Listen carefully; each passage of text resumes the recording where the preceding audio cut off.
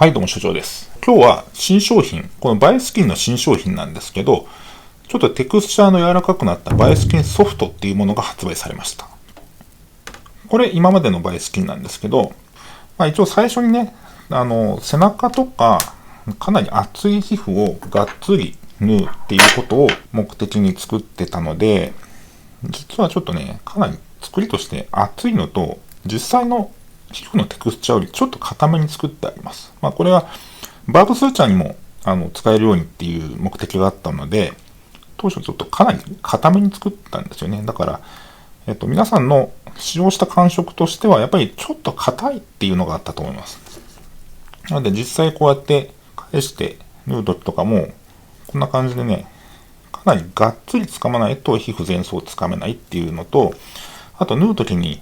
針がね、曲がっちゃいますっていう声が多かったんですよね。もちろん、ちゃんとハンドリングができて、こういう返しがしっかりできるようになってくると、針自体も曲がらなくはなってくるので、このバイアスキンで針を曲げずに縫えるっていうのが、うまくなった証拠とも言えるんですが、とはいえ、やっぱり初心者の方にはちょっと硬くて使いづらいよなっていうのがありました。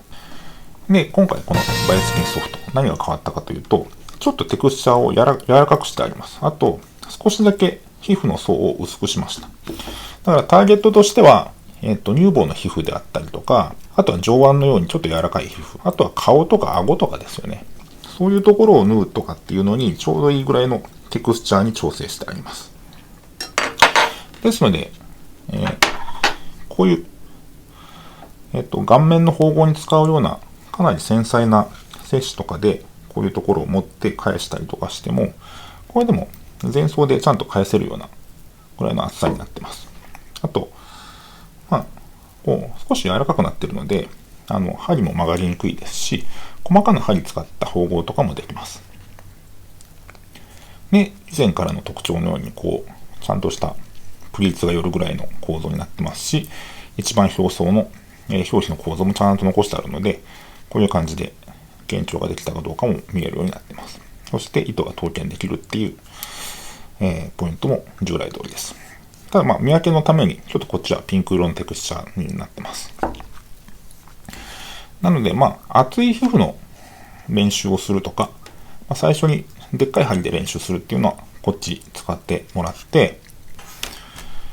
柔らかいところの練習をしたりとか、さらに細かな縫合の練習をするっていうのにこっちは向いてるかなと思います。あとはこの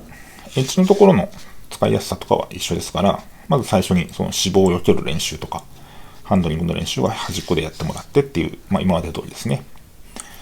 で、この、